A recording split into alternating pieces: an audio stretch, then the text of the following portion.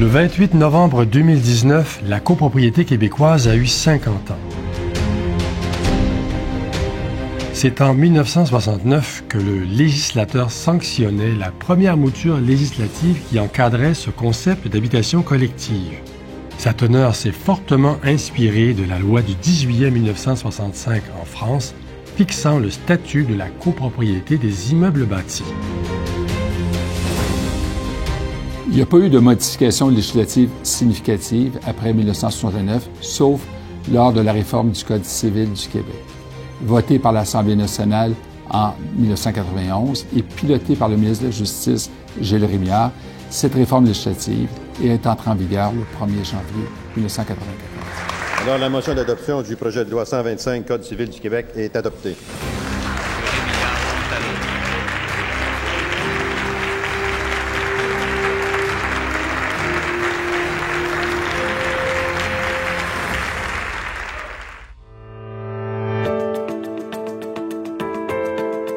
« 25 ans après la réforme législative de 1994, de nombreux intervenants demandaient qu'on vienne réformer notre droit de la copropriété. En 2019, la ministre André Laforêt a déposé le projet de loi 16. La loi visant principalement l'encadrement des inspections en bâtiment et de la copropriété divise pour permettre l'élaboration des mesures concernant la copropriété. Des discussions ont eu lieu avec des ordres professionnels et les principales organisations concernées par la copropriété. En somme, il en ressort que des actions précises et rapides devaient être posées dans ce dossier. En ce sens, notre projet de loi comprend des mesures qui permettraient de préserver les copropriétés de façon durable. Pour nous, un projet de loi sur la copropriété doit satisfaire 3 critères. Pérenniser le parc immobilier en copropriété, favoriser une équité intergénérationnelle et être compréhensible pour les administrateurs et les copropriétaires. D'emblée, nous sommes très satisfaits de ce projet de loi et considérons qu'il respecte pour l'essentiel ces 3 critères. La réforme législative sur la copropriété québécoise était devenue urgente. D'ailleurs, plusieurs observateurs n'hésitaient plus à qualifier la copropriété au Québec de bombe à retardement en quelque sorte, en raison d'un déficit d'entretien constaté dans plusieurs immeubles. Il fallait donc protéger les syndicats de copropriétaires contre eux-mêmes afin qu'ils puissent non seulement assurer la pérennité du patrimoine bâti, mais aussi protéger leur investissement. Nous allons maintenant débuter la période d'échange. Merci, Madame la Présidente. On dit parfois acheter un condo, ça relève d'une profession de foi. C'est-à-dire qu'il est difficile, dans certains immeubles, de comprendre si le bâtiment a été bien entretenu. On a un coup de cœur pour l'achat de l'appartement, mais qu'en est-il de la santé financière de la côté? L'âge moyen du parc est de 29 ans. 56 % des unités ont été construites avant 2000 et plus de 100 000 avant 1980. Le cadre actuel ne permet pas de mettre les sommes adéquates pour faire face aux réparations normales d'un bâtiment. Ainsi, l'adoption d'augmentations mensuelles pour des rénovations à faire dans 10, 15 ou 20 ans relève de la fiction. Dans la réalité, la majorité des syndicats de copropriété a un manque de planification à long terme et la stratégie de cotisation spéciale unique est utilisée dans la majorité des cas. Une partie importante du parc immobilier en copropriété est mal entretenue et se détériore au fil des années. Dans beaucoup de copropriétés, les cotisations spéciales à répétition sont devenues un outil de gestion plutôt qu'une mesure exceptionnelle. On y observe également une hausse des sinistres, souvent causée par l'eau, qui a rendu les conditions du marché de l'assurance des copropriétés moins favorables aux syndicats.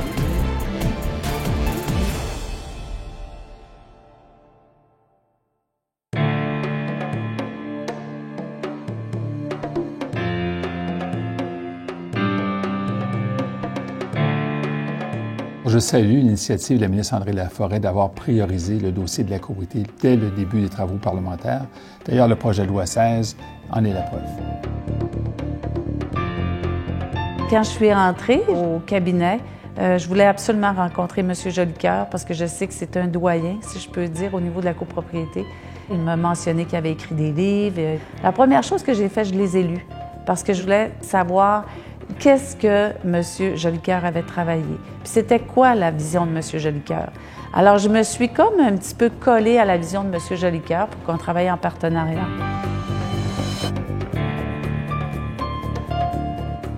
L'élément majeur de cette réforme, c'est l'obligation de faire une étude de fonds de prévoyance et un carnet d'entretien.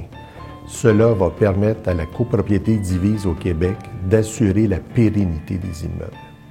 Dans le cadre de l'application de la loi 16, un rôle important pour le RGCQ est d'expliquer à ses membres la raison pour ces études de fonds de prévoyance et ces carnets d'entretien.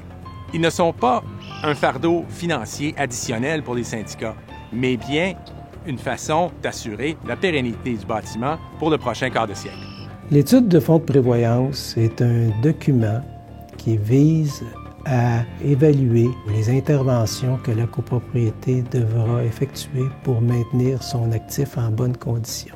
L'objectif premier de l'étude du fonds de prévoyance est d'établir les sommes justes et raisonnables que la copropriété devrait provisionner année après année pour avoir suffisamment d'argent pour pouvoir financer les grands travaux.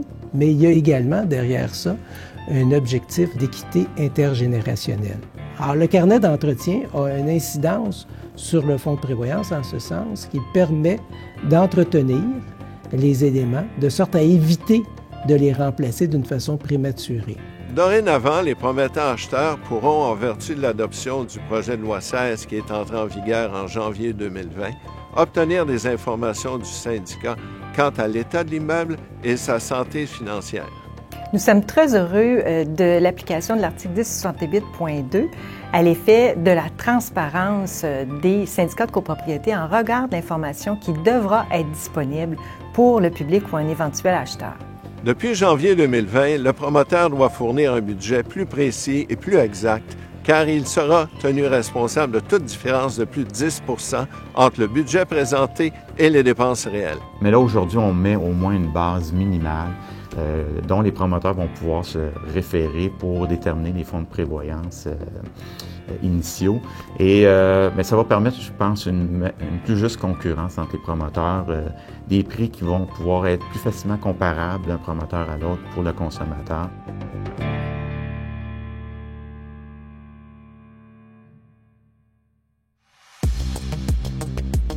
Le projet de loi 16 a commencé à prendre forme en 2009 lors de la création du groupe de travail sur la copropriété, mis en place conjointement par le ministère de la Justice du Québec et la Chambre des notaires du Québec.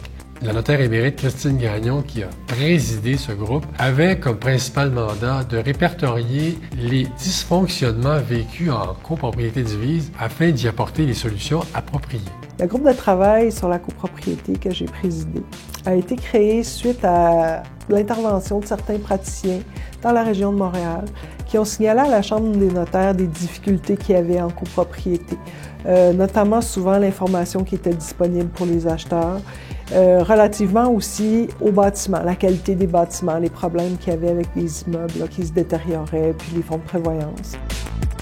Souvent, quand on est mis au cœur d'une table nationale ou d'un groupe de travail qui va avoir des répercussions nationales comme celui du groupe de travail, à un moment donné, c'est comme si tu sortais de ton corps puis tu voyais la scène puis tu dis là, je suis en train de travailler les deux manches retroussées dans un projet de société porteur et innovateur et important pour la protection des gens qui vont décider de vivre en copropriété.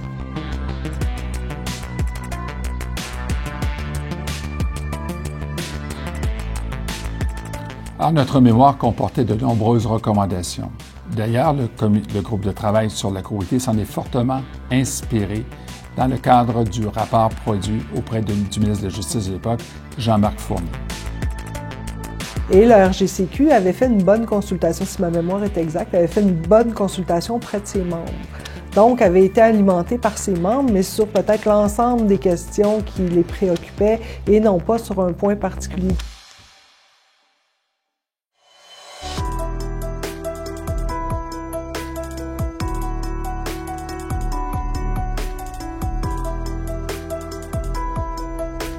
On a fait une série de journées d'audience où les gens avaient fourni d'abord des mémoires. On a étudié les mémoires, on a reçu les gens qui étaient de tous les milieux, de tous les types de copropriétés. On a des gens qui étaient en copropriété à 2, on a des gens qui étaient dans des copropriétés de 200, des administrateurs, des gestionnaires de copropriétés qui sont venus tous nous parler de leur expérience, puis qui sont venus aussi nous dire qu'est-ce qu'ils pensaient des recommandations qu'on avait faites.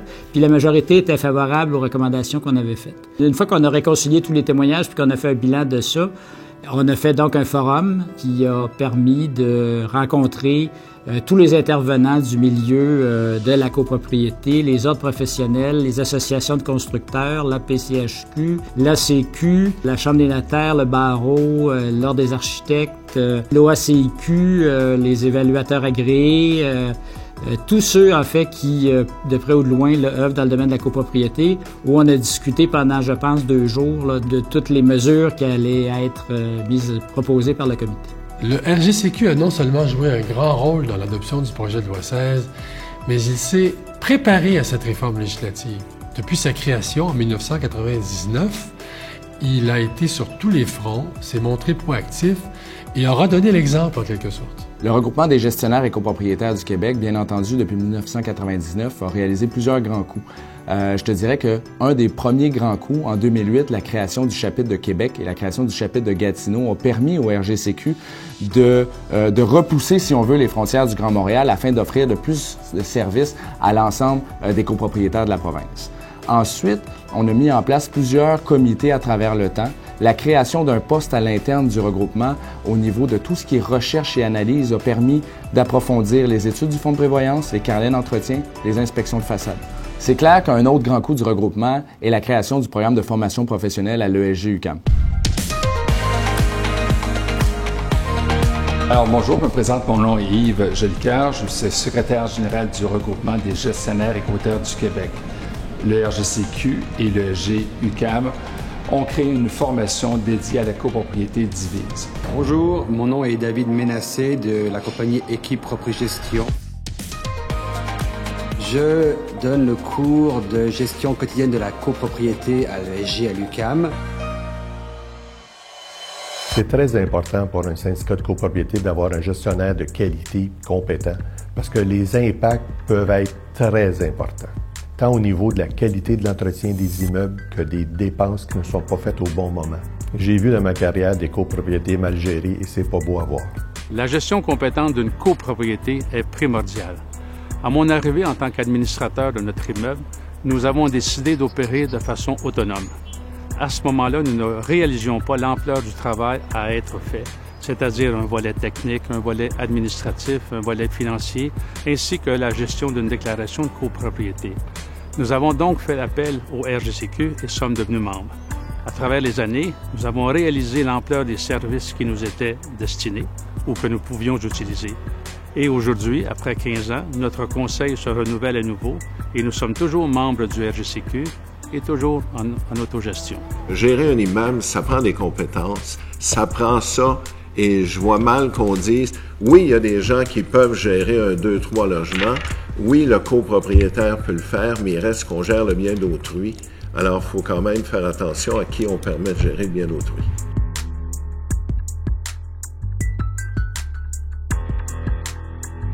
Toute réforme n'est pas parfaite. Alors, une réforme, je pense que c'est important de penser que ça va se faire par étapes. Et je pense que l'étape du projet de loi 16 est fondamentale, que c'est un grand succès. Et il faut espérer que le projet de loi 16 ne soit qu'une étape vers d'autres réformes qui vont permettre de régler les autres problèmes qui sont actuellement existants, là. Il va falloir que le temps passe, qu'on mette tout ça à l'épreuve du temps. Tout est perfectible, mais je pense que ce qu'il y avait dans le projet de loi faisait bien suite au rapport pour les sujets qui ont été abordés.